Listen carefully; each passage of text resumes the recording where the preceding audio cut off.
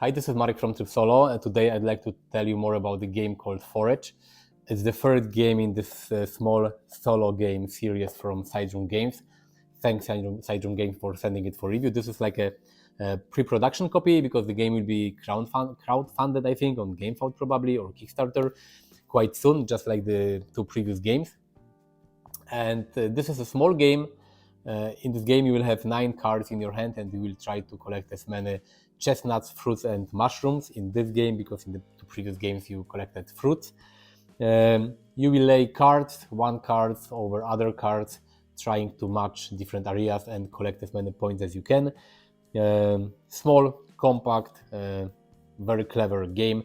Let me show you how the game plays, and then I will tell you what I think about it and how it compares to the two previous games from this series.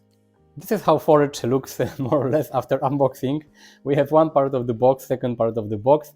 We have 18 cards, they are double-sided. Here we have different recipes, and here we have all the areas that we'll put on the table.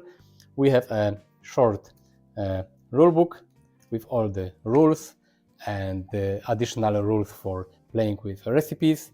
And there are 15 dice. We have blackberries, chestnuts, and mushroom dice, and this is the mouse called Edward. Let's hope Edward will not come into the forest, because we will lose points because of him. How the basic game plays, because there's more advanced variants where you use recipes, but there's also this basic variant. From the deck of 18 cards, you will shuffle these cards and you take 1, 2, 3, 4, 5, 6, 7, 8, 9. 9 cards. You will leave the other cards aside. Then you will shuffle these cards and you will place first card on the table. And this is beginning of your, you can say, the forest you will be creating.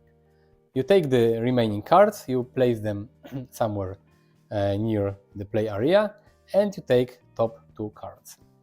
These are the 2 cards that you have in your hand, and during the whole game until the last turns you will always have 2 cards, because after you place 1 card here you will draw another card from this deck, so you always have a choice of 2 cards. And how do you play? You basically, your task is to place the cards from your hand on the cards that are already on the table, so the areas with different type of terrain, different fruits match. Different food, not fruits, because fruits were in the previous games. So if you want to, you should try to cover chestnuts with chestnuts, blackberries with blackberries, and mushrooms with mushrooms. How can you place cards? If you place a new card on the card that is already on the table, you have to cover at least one area. Each card has got 6 areas. You have to cover at least one area of the cards that are already on the table. So one area of the new card must be placed on other cards. For example, I could do something like this, or I could do something like this. Here I will cover blackberries and mushrooms here. Or I can take the other card and put it like here. If there is an area that is split in half, it means that this can be either of the terrains, chestnut terrain or blackberry terrain. It's up to you how you will place it. So, and you have all these dice. They represent how many food you have gathered during your game. It always starts with 1, then from 1 it goes to 3, from 3 to 6, from 6 to 10, from 10 to 15, but there is also a mice with -2 points. If at any point of the game you will place a card and the terrain doesn't match, so if I place blackberry over a chestnut, you have to place a die with this type of fruit and the mice shown here. It means that you will lose 2 points for this dice at the end of the game. But if you manage to cover an area with matching type of terrain, like this for example, you will put a die. The food is here and here, so you have to put a die with number 1, blackberry die here, and we have also covered 1 mushroom, so we will place a die with mushroom here. And we already have 2 points. Now, because we have only one card left in our hand, we draw another card and the play continues. What can I do now? If I would like, for example, to place a card somewhere, I could place this card here, or I could do something like this. If I place this card here, I will cover a chestnut, I will cover a mushroom, and I will cover the blackberry. But because there is no food here, I will put no dice here. If I do this, I will put a dice with the number 1 here. Because I covered the mushroom and I had die with 1, I will change the value to 3. And here nothing happens. So I already have 5 points. And the game continues like this. Your task is to place all the 9 cards on this area here to score as many points as you can. The best way is to not place cards and only add dice with number 1, but your task should be to cover areas with different types of food that already have dice on them, because then you will increase the value from 3 to 6, from 6 to 10, and from 10 to 15. As I said before, if you place card and the area type of food doesn't match, you will place a die with the mouse. And normally you cannot place any card over a die with a mouse. You can do it only once per game, and if you do it, you will place this big mouse here, for example. This big mouse will give you -5 points at the end of the game. So you lose points from the big mouse, Edward, -5 points. You lose points from each die with a mouse, -2. And if at any point of the game there is a die on an area that is like divided in half, the area that shows 2 types of terrain, you will lose 1 point for each die on this type of terrain. The other points that you get come from the dice. So at the end of the game you have to subtract the minus points from the points from your dice, and this is your final score. Then in the rulebook you have this cool table that shows you how well you played. You can compare your score with this table here. So this is the basic type of playing Forage. The more advanced game is to use the recipe cards. At the start of the game you will shuffle it and you will randomly take 2 cards. For example, I will get this card, it's pickled mushrooms, and all mushroom dice, including enemies, score double. So I will score double for each mushroom die. This goes here. And I have this other card that says chestnut soup. Gather a chestnut on your first turn. Bonus 1 point, I will get 1 additional point for doing this. So I take 2 cards randomly at the start of the game, and these cards, they have a number in top left corner.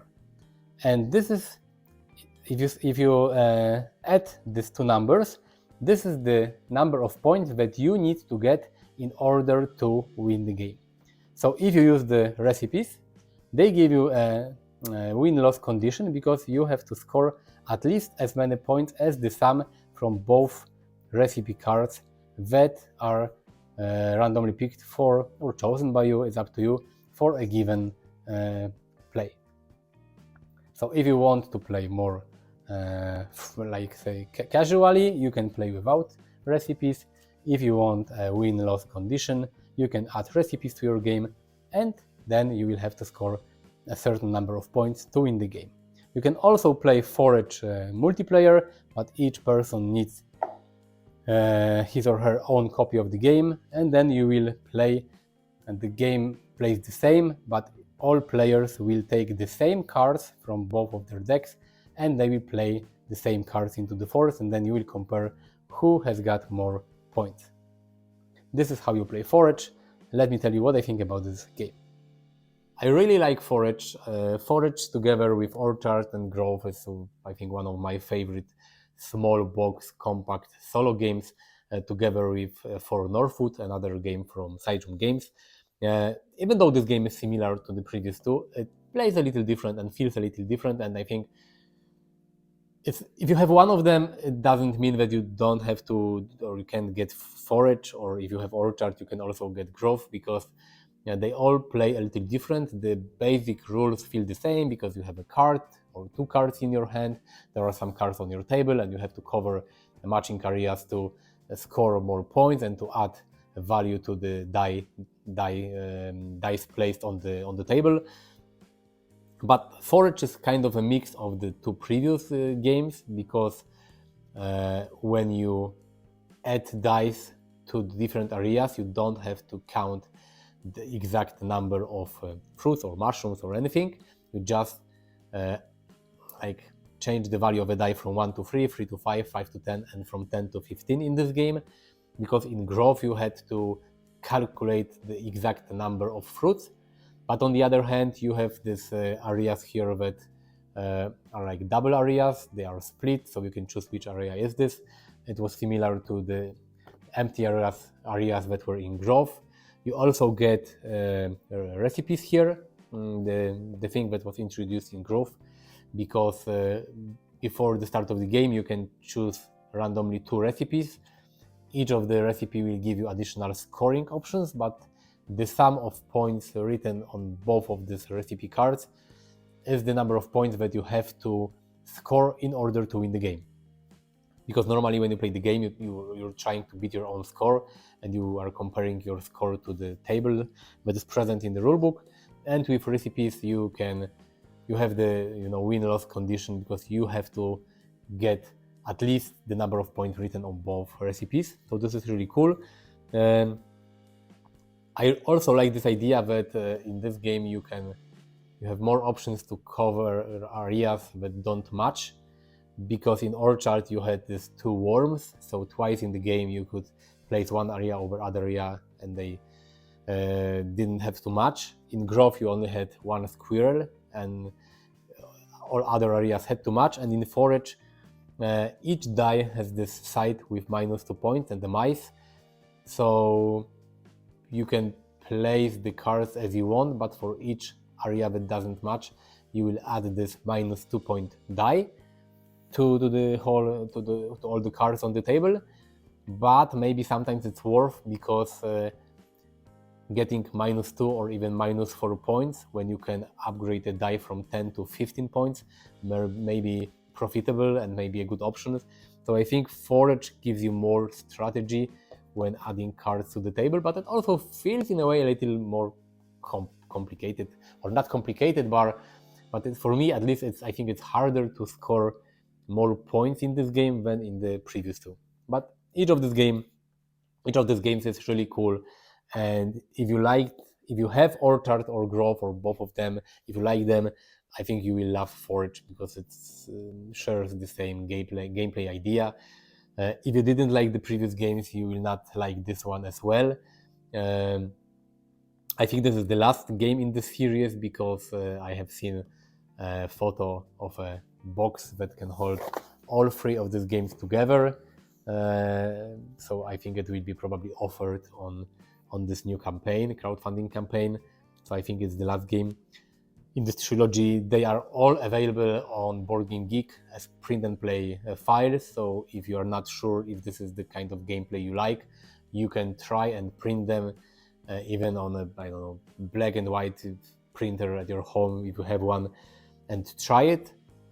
You may ask so if this is available as a print and play, so why should you bother buying this game from Sidesroom Games? This edition, all the editions from Sidesroom Games, they have a really cool box. All the cards are made from plastic, so you don't have to worry, you don't have to sleeve the cards. You can play this game anywhere, on a beach, in a swimming pool. You can play them in the forest, on a trip. You don't have to worry about the cards.